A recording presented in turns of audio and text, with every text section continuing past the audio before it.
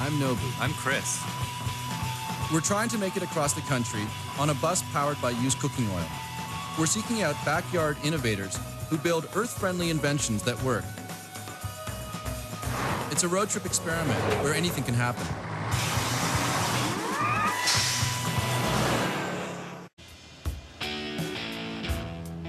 We're in Ipswich, Massachusetts to check out Solar Aquatics waste treatment, which uses plants to transform raw sewage into clean water without the use of chlorine. This technology can handle the sewage treatment needs of a small town. So New England Biolabs is situated actually in the Ipswich River watershed, currently one of the 10 most endangered rivers in the United States. So New England Biolabs wanted to be a good neighbor and believing in the technology that John Todd and others offer, built a living system to treat their wastewater here. So is the idea that you guys are able to put We're actually your water able to return that water back into the river. Ipswich River, exactly. And that helps with the flow. Yep, it's a great thing to do given the locality of New England Biolabs' new facility. We're taking different elements of naturally found water purification environments and kind of accelerating the process inside of an enclosed and very controlled environment. So in a wetland, it might take several days to treat wastewater.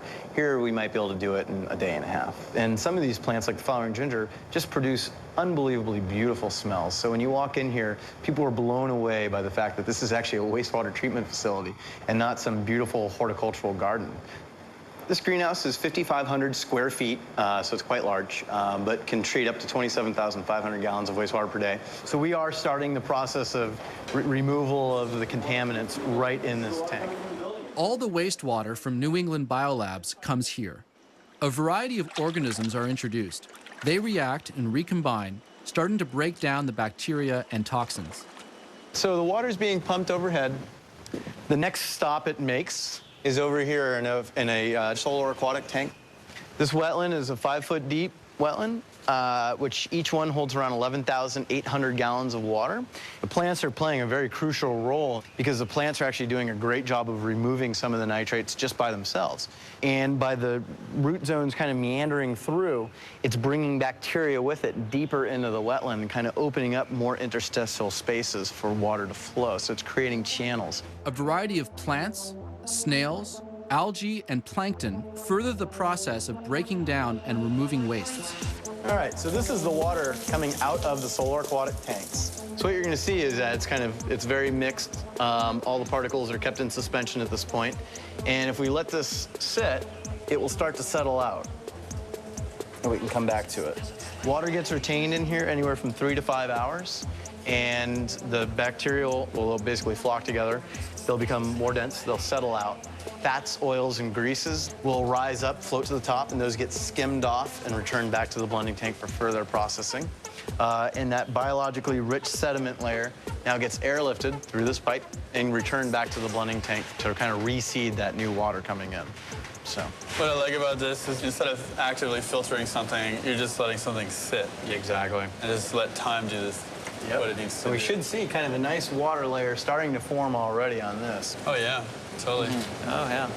Now, this clear zone should be about that large in about maybe 2 hours. And that's the zone that we're going to allow continue on for further processing. Why don't we take a look at the root and shoot development on one of our solar tanks. All right. And you should just be able to set it right down. That's crazy. There. So do you do this occasionally just to check out the root system? Yeah, it's kind of like to see what's going on underneath and interesting to see the biology. What we have here is the biofilm that develops on the root zones. This is kind of the intersection where the bacteria and plants meet. This thick film is actually very biologically rich, and you can see that these roots are just covered in snails, bacteria. So many snails. Yeah, Wild. we really are creating a nice complex ecology that's biologically very diverse and can handle a variety of different contaminants. Now, there's no growing medium for these guys? Like, they're not held together with anything? No, they're just growing right in the wastewater. As the water's kind of going through the wetland here, the last step is ultraviolet disinfection. Then the water flows through this channel where it's being basically blasted by ultraviolet light. And what the UV light does is basically denatures viruses and kills off bacteria. So will there be any kind of a scent or a smell to this water coming out? Not really. Not really, eh? Let me grab a container, and then we can pull some of the water out. Now, theoretically, it would be disinfected. It would be treated to a tertiary standards. Yep, it is disinfected at this point. You can see that that's very, very clean water. Yeah, it's very clean. Can I give a whiff? Oh, yeah. It's actually, there's no smell at all. Highly clean water. And that's the process of the plants and the bacteria, the sediment settling out in the sand. Well, what strikes me about this system is that when you actually see the actual wastewater coming into the system, and then you see the water flowing through all the different tanks in the system, and then coming out clean at the end, it really does reinforce the fact that this is like, you know, a system, like a machine. Being here helps put things in perspective in terms of what is necessary for water to become purified. We try to stress kind of the environmental benefits of doing something like this versus a more traditional package treatment plant. We could use 20 to 50% less electricity and energy in general. So these systems are aesthetically pleasing, but they're also very biologically robust, meaning that they can handle a lot of different contaminants coming out them. Well, thanks a lot. That was great. Thanks for coming out. Nice meeting you. It was great turning you through, and enjoyed it. We'll see you later. See ya. Thanks, guys. Take care.